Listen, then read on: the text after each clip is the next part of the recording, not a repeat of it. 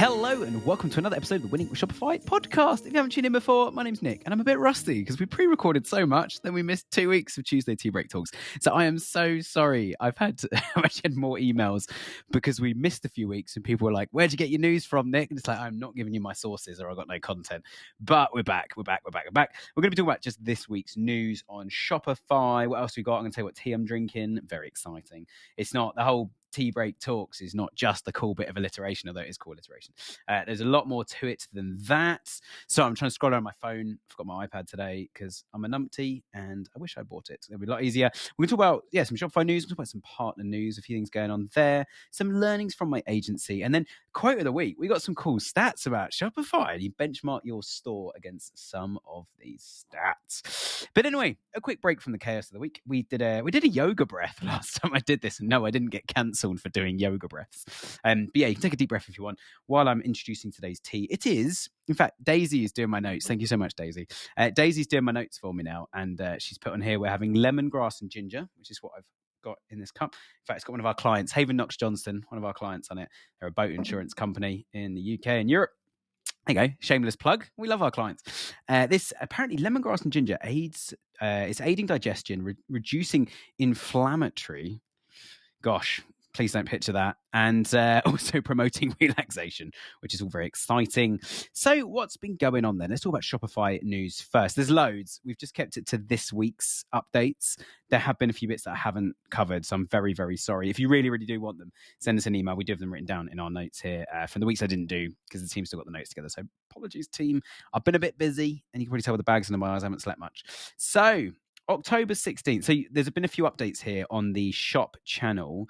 You can now have shoppable videos and posts migration, which is quite cool.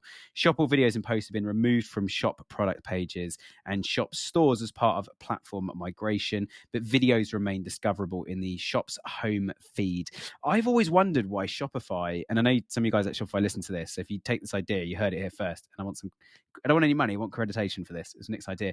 Shop should literally be Google/Amazon, but only for Shopify stores. And you should launch the ability to search for stuff in the Shop app. If you're listening to this and you've never used the Shop app, it's Shopify's own payment gateway.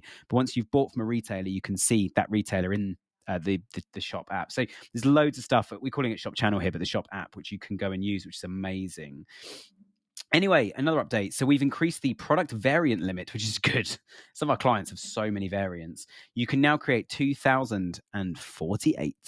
Why 48? I have no idea. But 2,048 variants of a single product.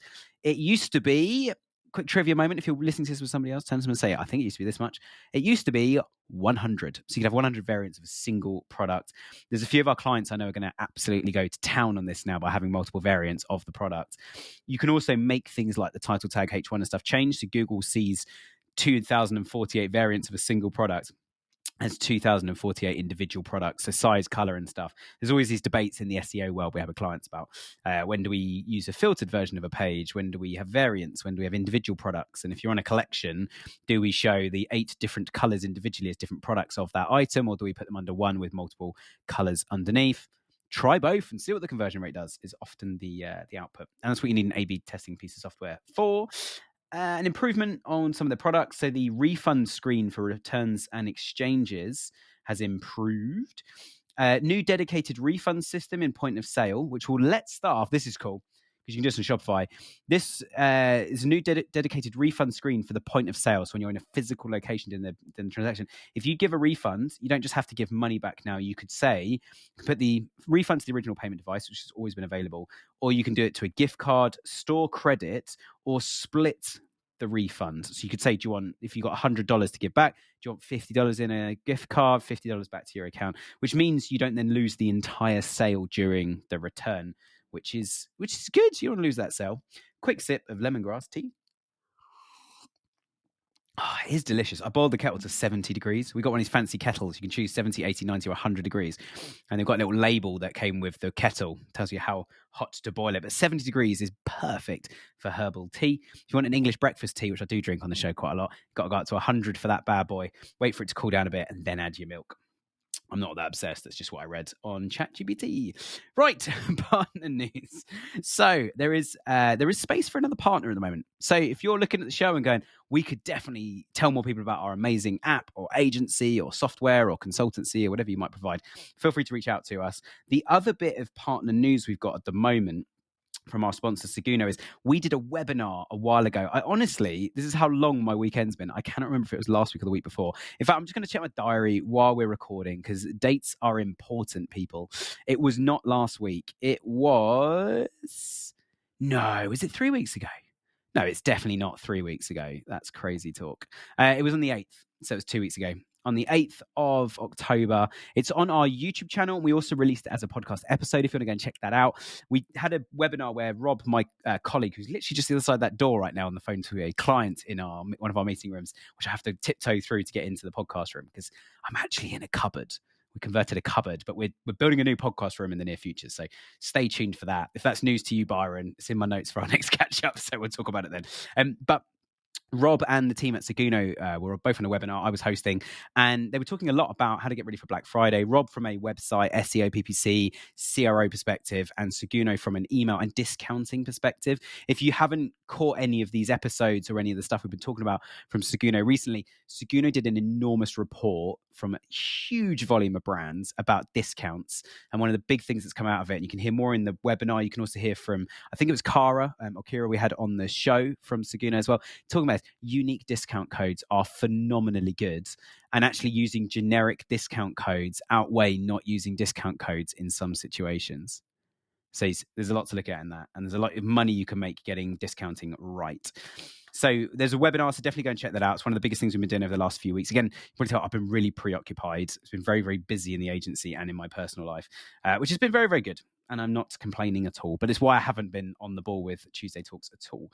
Right, agency learnings then. So this time in the agency, we've got 3 from PPC, 1 from SEO. Daisy, who's got the notes together this week for me, and I think Daisy can do it every week. She's brilliant. She also recommended what tea to drink today, so I love that.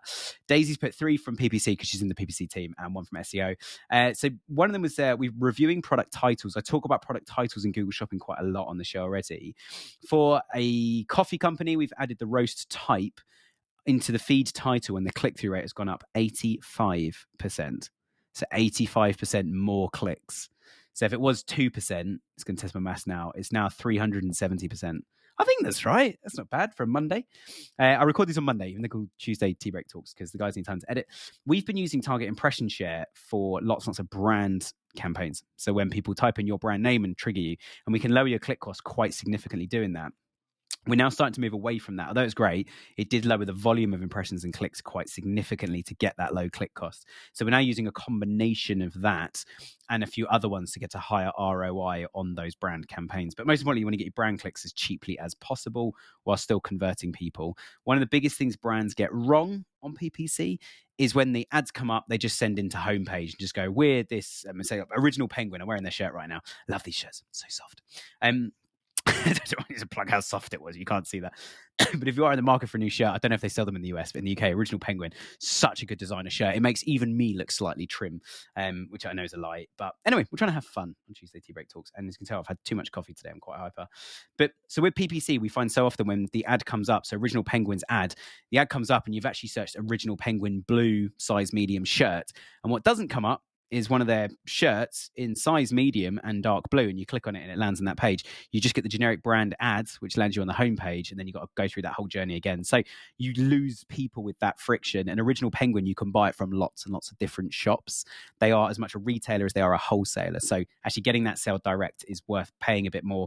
You wouldn't even pay more, but just doing a bit more work in the back end to make sure those ads are more specific. People look up specific products. Third one on PPC then. So broad match keywords are performing better than phrase and exact. How crazy is that? So this is specifically on not on an e-commerce client. So it's not a Shopify store, unfortunately. But we are testing it on a Shopify store at the moment as well. And we're going to see what this does. And it's quite a high budget one, which is good. So we've been given quite a big bucket of cash to spend on this to get some good data from our clients because they're absolutely intrigued as to how well it works. But broad match keywords, the CPA is down 25% year on year. So it's cost per acquisition, or in layman's terms, every lead they generate is costing them 25% less. And because of that, of course, conversions are up 25% of the same budget. So that's fantastic. SEO. Let's talk about AI. Let's talk about Bing. You can optimize Bing for ChatGPT.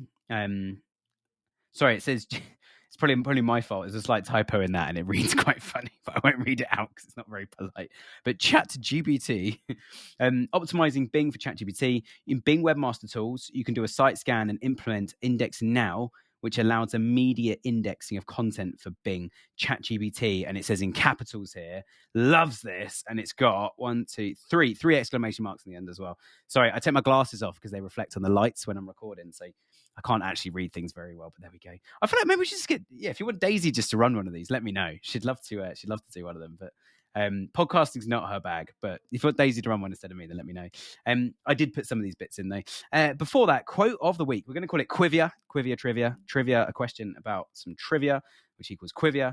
So there's 3 on here.